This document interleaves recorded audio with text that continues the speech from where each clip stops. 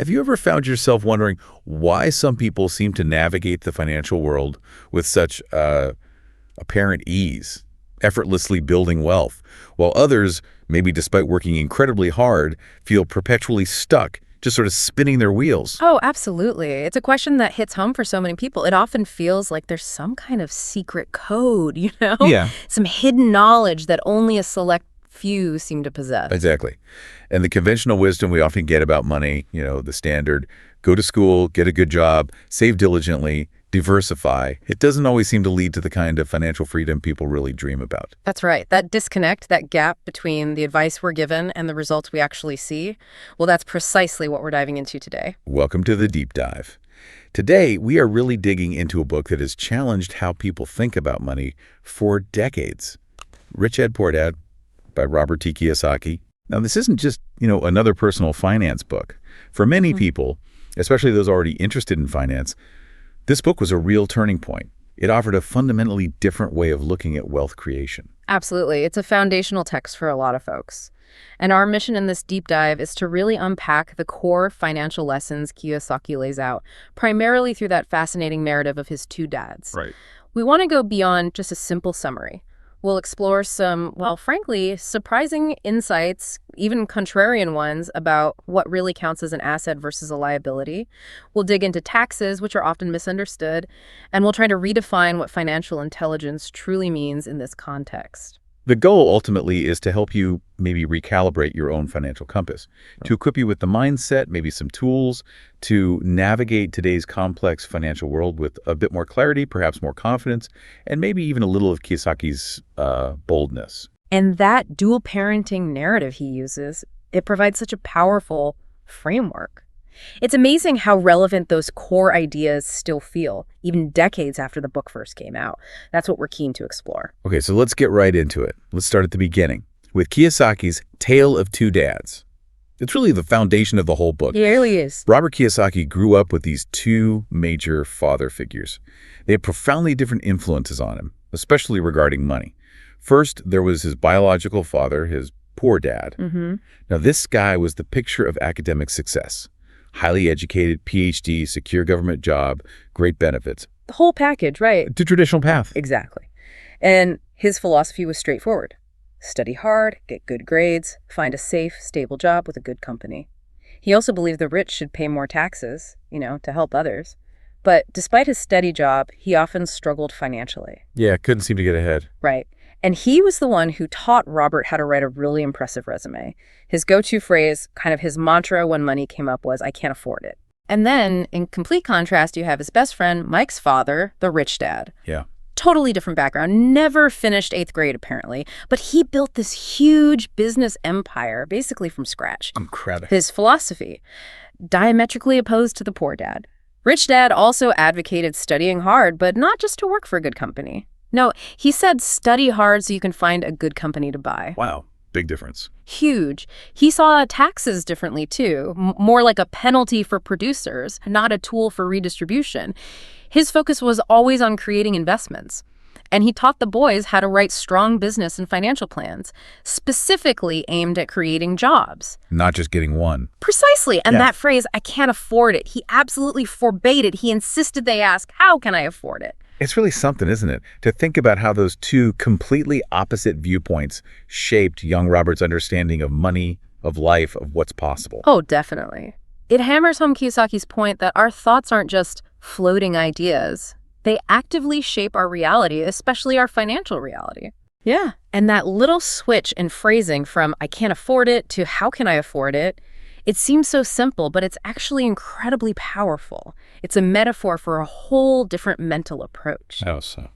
Well, the rich dad understood that saying "I can't afford it" is basically giving up mentally. It's like flipping the off switch on your brain's problem-solving capacity. It just shuts down possibility. Right, end of story. Exactly. But asking "how can I afford it" forces your mind to engage. It makes you problem solve, think creatively, look for solutions.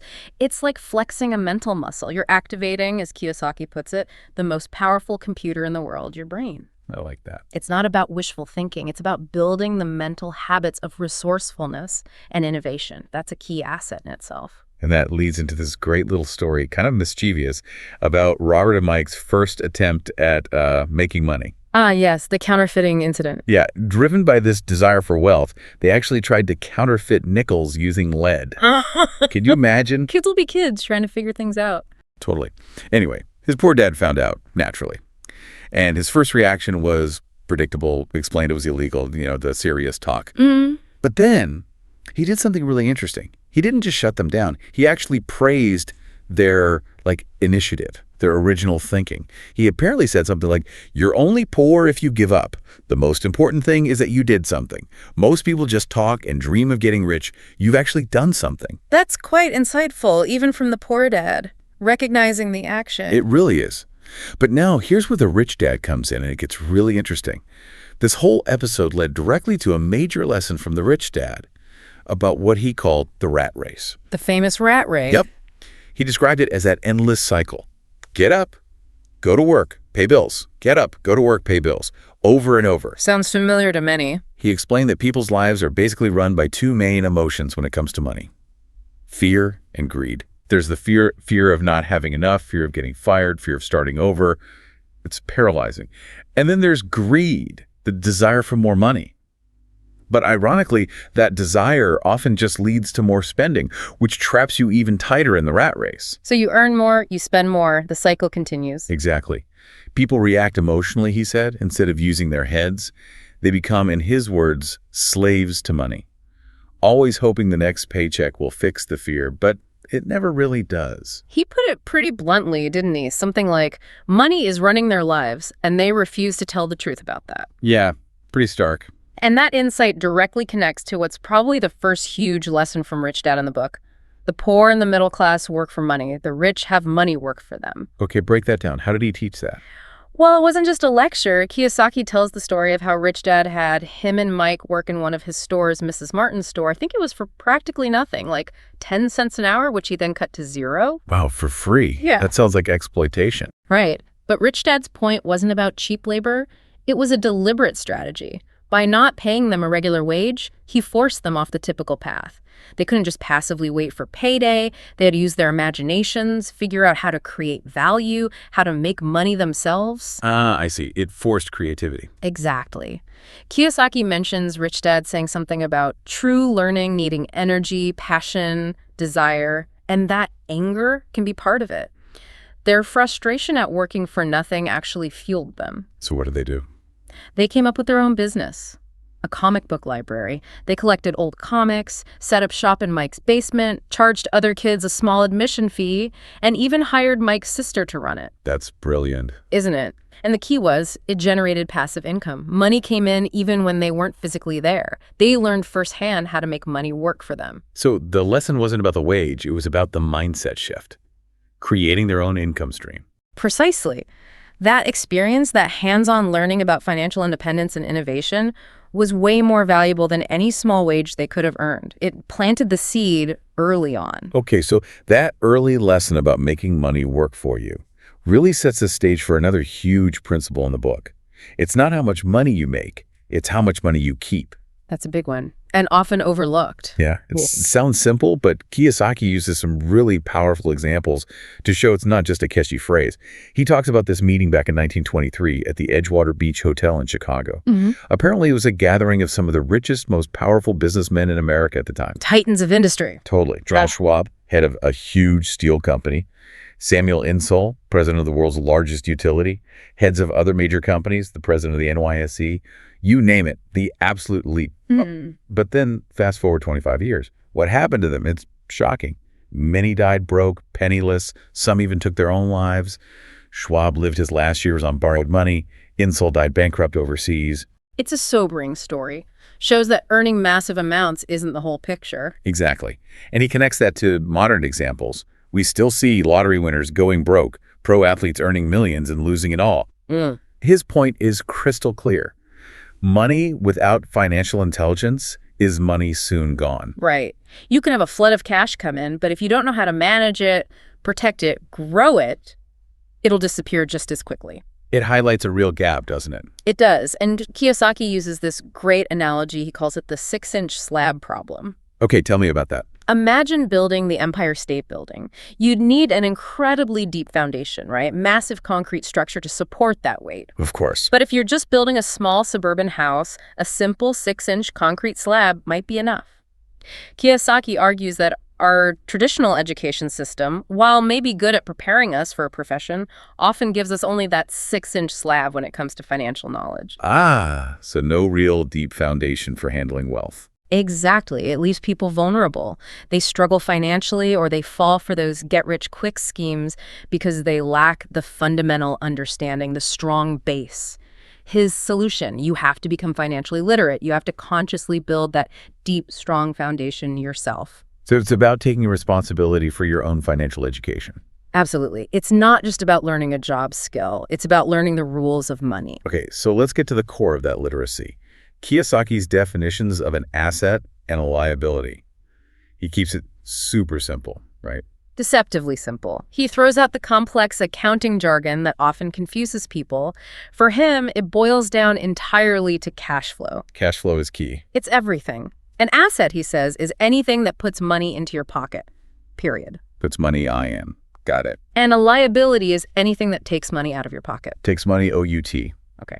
He really stresses that it's not about the words, it's about the numbers. What direction is the cash actually flowing? That's what defines whether something is an asset or a liability for you. Can you illustrate that? He uses diagrams, doesn't he? Yeah, simple cash flow patterns. For someone he'd call poor, income comes from a job, and it goes straight out to expenses, food, rent, transport. Nothing really left to build assets. Okay. The middle class pattern.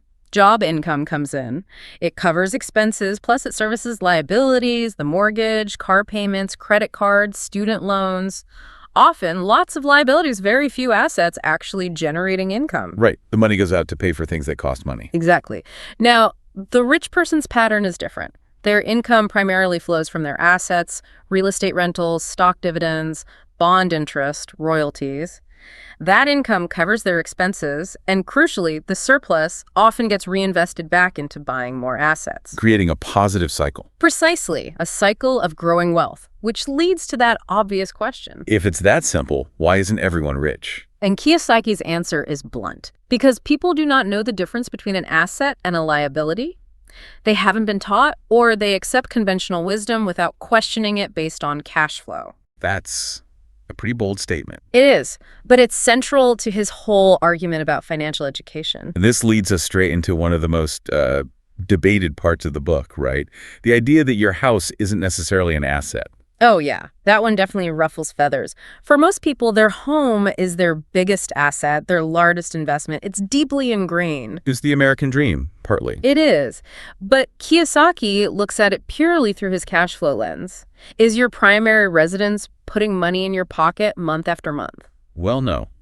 You're paying the mortgage, property taxes, insurance, maintenance, utilities. Exactly. It's a constant drain, money flowing out. Therefore, by strict definition, for most people, their primary home is a liability.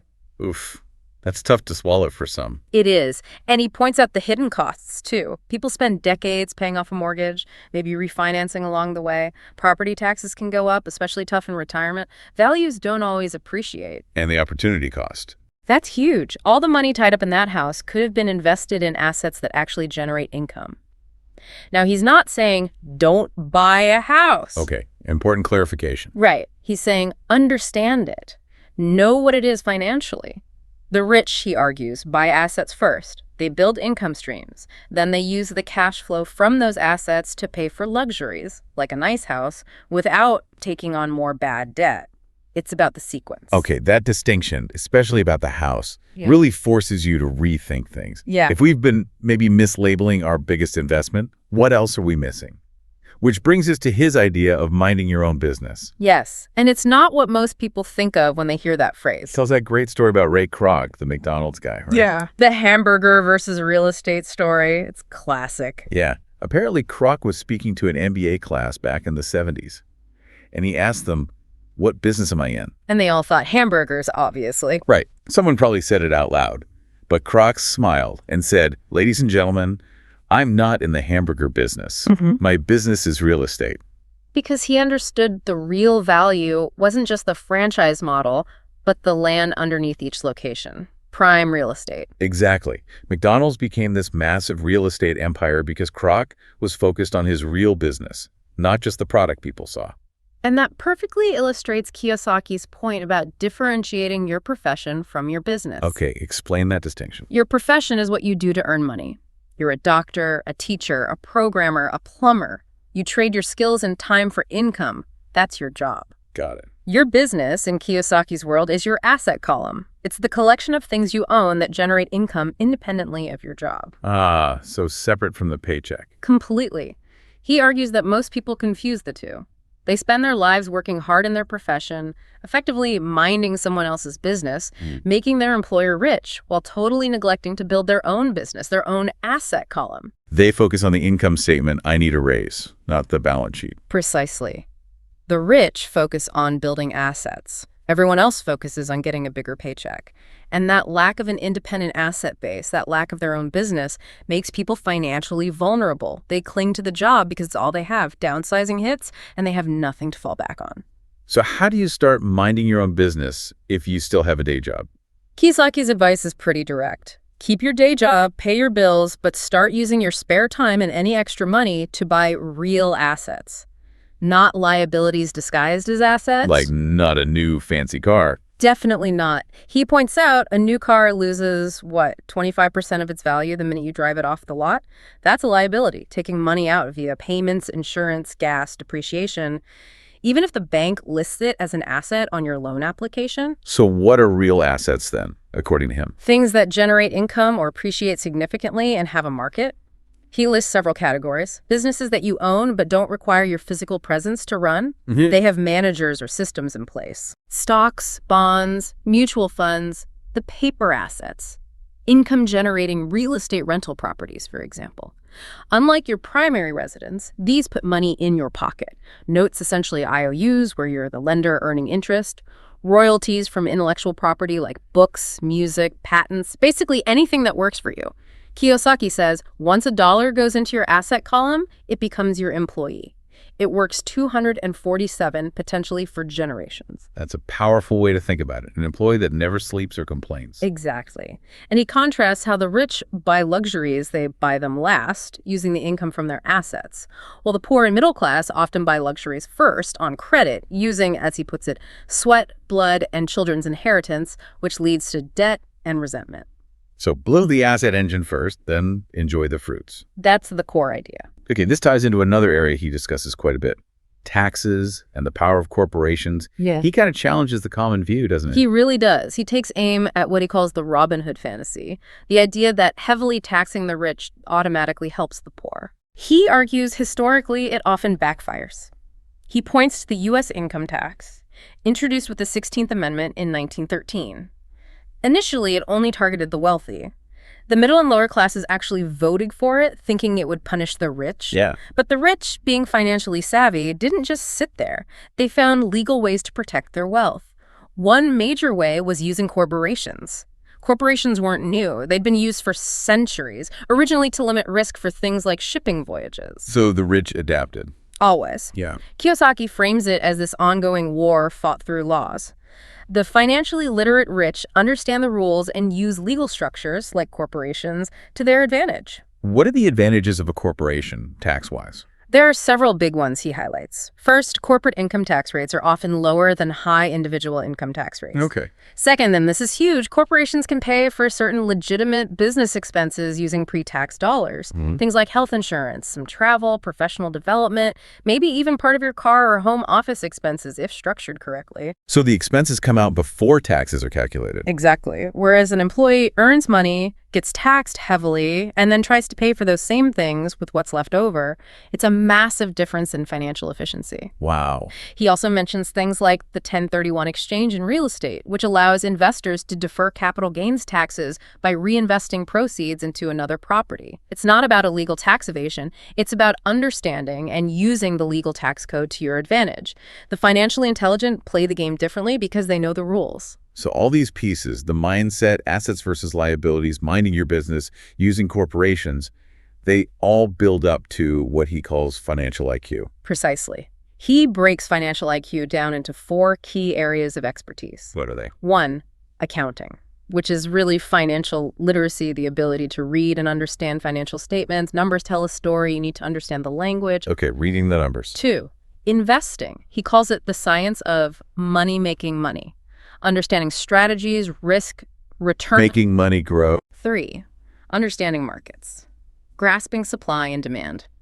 Knowing the difference between technical trading, based on market emotion charts, and fundamental investing based on the intrinsic value of a business or asset. Knowing the playing field. And 4, the law. Being aware of regulations, Right. especially tax advantages and protections offered by different legal structures, like corporations. Knowing the rules of the game. Exactly. Kiyosaki argues that mastering these 4, especially when combined with the right corporate structure, is what leads to explosive growth. It's about taking control, keeping the power, rather than just working for money and giving your power away to employers or the government via taxes. It's about playing smart. And building that financial IQ, that smarts, it actually shifts your perception of money itself. Kiyosaki argues that money isn't just something you earn. In many cases, especially now in the information age, it's something you can actually invent or create. Invent money. How does that work? That sounds a bit abstract. It's about seeing opportunities and structuring deals where value is created, often seemingly out of thin air, through intelligence and agreement, not just labor. He uses the Alexander Graham Bell story as an example. The telephone guy. Yeah. Bell offered his patent to Western Union early on for $100,000. Western Union laughed him off. They couldn't see the potential. Stuck in their old way of thinking about telegraphs, they missed out on billions. Wow. Lack of vision. Total lack of vision. Yeah. Kiyosaki's point is that old ideas clinging to outdated ways of thinking are actually liabilities today. You need financial IQ and adaptability to see and create value. Can you give a more concrete example of inventing money that he used? Sure. He talks about the Phoenix real estate market crash in the early 90s. Everyone was panicking, running away. But he and his wife saw opportunity. They were buying houses at foreclosure auctions for incredibly low prices, like $20,000 for houses that were previously worth $75,000. Buying low. Okay. Standard investing. But here's the inventing money part. They'd put down a small deposit, then immediately advertise the house for sale for, say, $60,000, but with no money down for the buyer. Okay. Interesting. The phone would ring off the hook, obviously. They'd vet the buyers, charge a small processing fee, sell the house for $60K, and here's the key. They would create a promissory note for the $40,000 difference owed to them by the buyer. So they created a loan, basically, Yeah. an asset. Exactly. They created a $40,000 asset that paid them passive income each month. And the beauty was, they weren't immediately taxed on that $40,000 capital gain, only on the interest received. They literally invented $40,000 in assets and income stream with very little of their own money up front and significant tax advantages. That's clever. Very clever. Compared to earning $40K, paying taxes on it, and then saving. Miles more efficient. He stresses this isn't gambling if you know what you're doing. It requires specific skills. Finding deals others miss, raising capital creatively, not just from banks, organizing smart people. So it's about creating the investment, not just buying one off the shelf. Precisely. He distinguishes between investors who buy packaged deals and those who assemble the deals. He champions the latter. He often says people are one skill away from great wealth, like a great writer needing marketing skills to become a bestseller. You need to combine skills to invent money. Okay, that's a powerful concept. But even if you have the financial literacy, Kiyosaki says there are still major roadblocks, right? Mental hurdles. Oh, absolutely. He's very clear about this. Even if you know what to do, actually doing it is another story. He identifies 5 main obstacles. What are they? Fear, cynicism, laziness, bad habits, and arrogance. Okay, let's unpack those. Start with fear. Everyone fears losing money, he admits. Even rich people. The difference is how you handle that fear. Right. Yeah. He says people are so afraid of losing that they lose. The fear itself causes inaction, which is the biggest loss. His advice for people who hate risk, start early. Give yourself time for compounding and recovery. Makes sense. Let time be your ally. Yeah. And he admires the Texas attitude. If you're going to go broke, go big. And using failures, like the Alamo, as motivation. Winning often follows losing. Every rich person he knew had lost money. The key was learning from it, not quitting. Turn losses into lessons. Yeah. Okay, what about cynicism? Ah, the Chicken Little syndrome. The sky is always falling. It's that constant negativity and doubt from inside your own head or from friends, family, the news. That'll never work. It's too risky. It's a scam. That noise can be deafening. It paralyzes you. Kiyosaki says, cynics criticize and winners analyze. Analysis opens your eyes, criticism blinds you. He gives the example of someone dismissing real estate because, I don't want to fix toilets. They focus on the minor negative, ignoring the potential upside. Yeah, focusing on the don't wants. Right. Or calling everything risky without actually investigating. He uses Colonel Sanders as inspiration, rejected over 1,000 times before KFC took off. Talk about overcoming cynicism. Wow. Okay, third is laziness. How does that fit in? Most people trying to get ahead feel overworked, not lazy. It's a different kind of laziness he's talking about. He says, busy people are often the most lazy, meaning people stay busy doing unimportant things to avoid dealing with the really important stuff like their finances, their health, or relationships. Busyness as avoidance. Exactly. And he brings back, I can't afford it, as a prime example of mental laziness. It stops you from thinking, how can I afford it? Forces mental effort and creativity. Laziness here is the reluctance to think or tackle the important challenges. Got it. Next, bad habits. This is crucial. Our lives are reflections of our habits. The most important financial habit, pay yourself first. We've heard that before. Comes from The Richest Man in Babylon. Yes. Kiyosaki credits that book. It means putting money into your asset column before you pay your bills, even if money is tight. That sounds stressful. What if you can't pay the bills? That's the point. The pressure forces you to find ways to generate more income. The creditor's screaming makes you smarter and more resourceful about finding cash flow rather than just dipping into savings or investments to pay bills. Build assets first, then pay for luxuries, or even pay down debt from asset income, not from savings or your core capital. Avoid consumer debt like the plague. So the pressure is actually productive, forcing financial muscle building. That's the idea. It strengthens your financial intelligence. Okay, and the last one, arrogance. This one's subtle but dangerous. Kiyosaki says, what I know makes me money. What I don't know loses me money. Arrogance is often just ignorance disguised. People are arrogant about money to hide the fact that they don't really understand it. So thinking you know it all is risky. Extremely risky. Because you stop learning. He stresses being humble, seeking out experts, even listening to people with opposing views, like bull and bear market analysts to get a full picture. Arrogant people hate making mistakes or admitting they don't know, which prevents them from learning the very lessons they need to succeed. Financial intelligence requires continuous learning and humility. Okay, so we've identified the obstacles. If someone manages to overcome fear, cynicism, laziness, bad habits, and arrogance, what are the actual practical steps Kiyosaki suggests to really start finding opportunities and building wealth, to awaken that financial genius? Right, he doesn't just leave you with the mindset stuff. He offers a very concrete 10-step process. It's more of a thought process, really, for finding those million-dollar deals he talks about. He insists there is gold everywhere. Most people are not trained to see it. So it's about training your perception. What are some key actions in this 10-step process? Well, first, a big one. Stop doing what's not working. Assess what you're doing financially. If it's not getting results, have the courage to stop and try something different. Break the cycle. Makes sense. Don't keep banging your head against the wall. Exactly. Second, look for new ideas. Actively seek out knowledge. Read books he mentions, finding specific strategies in books like The 16% Solution about tax lien certificates. Be proactive about learning new formulas. Third, find someone who's done it.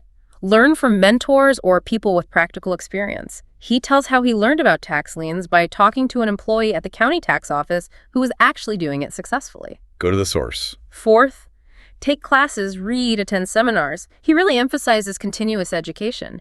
He credits a $385 real estate course he took years ago with ultimately making him millions. It's an investment in yourself. Lifelong learning. Fifth, make lots of offers. This is about taking action in the market. Don't just analyze forever. Get out there and make offers on potential investments, real estate, businesses, etc.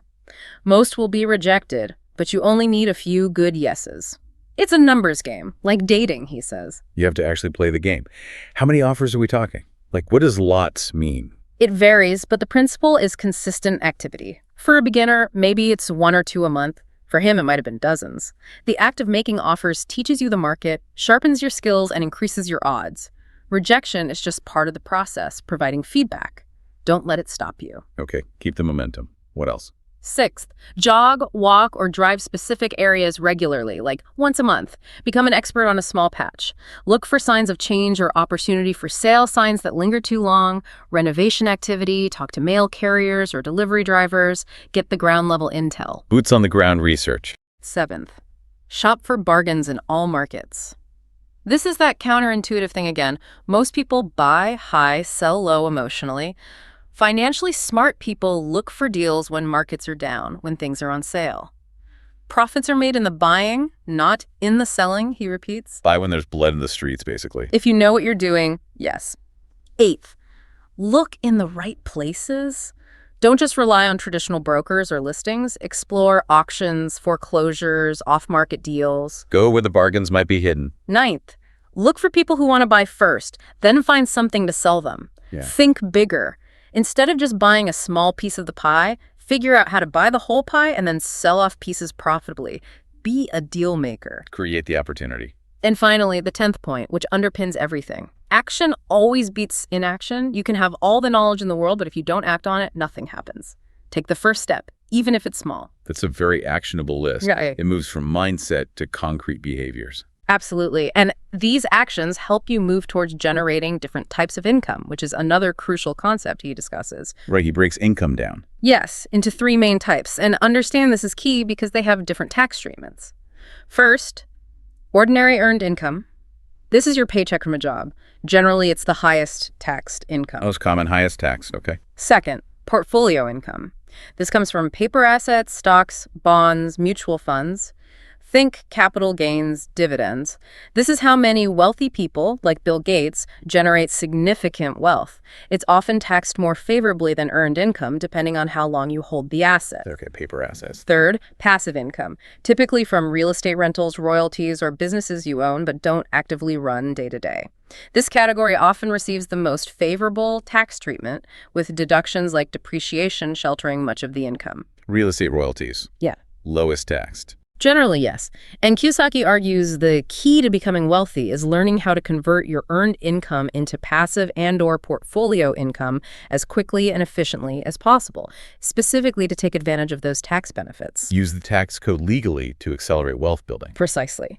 And to visualize how people generate income, he created the cash F-flow quadrant. Yes, the ESBI thing. Can you break that down? Sure. It categorizes people based on their primary source of income.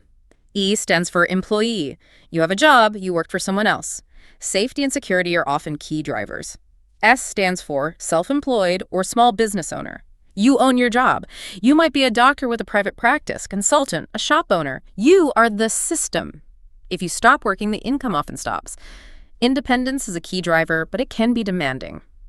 B stands for business owner. You own a system and people work for you. Think McDonald's franchise owner or someone who built a large company. The system runs itself, generating income even when you're not there. Building wealth and creating jobs are key drivers. And I stands for investor. Your money works for you. You invest in other people's businesses, B quadrant, real estate, stocks, etc. Financial freedom is the ultimate goal. ESBI. Employee, self-employed business owner, investor. Right. And he uses that story of Bill the pipeline builder versus Ed the bucket hauler to illustrate the difference, especially between the ES side and the BI side. Ed worked incredibly hard hauling buckets, direct effort for direct pay. Bill built a pipeline, a system that generated ongoing passive income with much less direct effort long term. Building assets versus just trading time for money. Exactly. Kiyosaki's critique is that our school system primarily trains people to be E's and S's, but the real leverage and wealth potential, especially today, often lies in the B&I quadrants. And he created games to help teach these B&I quadrant skills, right? The cash flow games. Yes. Recognizing that people learn best by doing, not just reading. He quotes that statistic: we retain maybe 10% of what we read, but closer to 90% of what we do or experience. Makes sense. The games simulate real-life financial decisions. You practice buying assets, managing cash flow, converting earned income into passive portfolio income, dealing with market changes, all with play money. So you can make mistakes without losing your shirt. Precisely. It builds confidence, financial intuition, and makes learning about investing actually fun and engaging. It's experiential financial education. It all comes back to education and choices, doesn't it? Fundamentally, yes.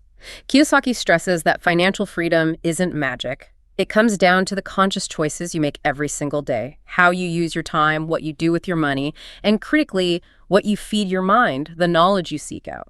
Investing in your financial education is the best investment. He'd say it's your greatest asset. He ends the book with that powerful idea.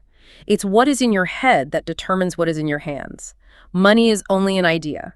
Learn to have money work hard for you, and your life will be easier and happier. Today, don't play it safe. Play it smart. Play it smart. That's a great call to action. Hashtag tag tag outro. So that's our deep dive into Rich Dad, Poor Dad. We've covered a lot of ground, from the two dads' contrasting lessons to redefining assets and liabilities based on cash flow, the importance of minding your own business, the power of corporations and tax strategy, inventing money, and overcoming those key mental obstacles. Yeah, it really is a book that pushes you to question a lot of the financial advice we just sort of absorbed growing up. It encourages a very different, much more active approach to building wealth. It definitely challenges the status quo. So, as you, our listener, think about everything we've discussed today, here's a final thought to chew on. If the future really is about information, learning, and adapting quickly, which kind of education are you truly prioritizing in your own life? Is it the one focused mainly on teaching you how to work for money? Or are you actively seeking out the education that teaches you how to make money work for you, not just for today, but potentially for generations? That's a powerful question, and maybe a small action item for this week.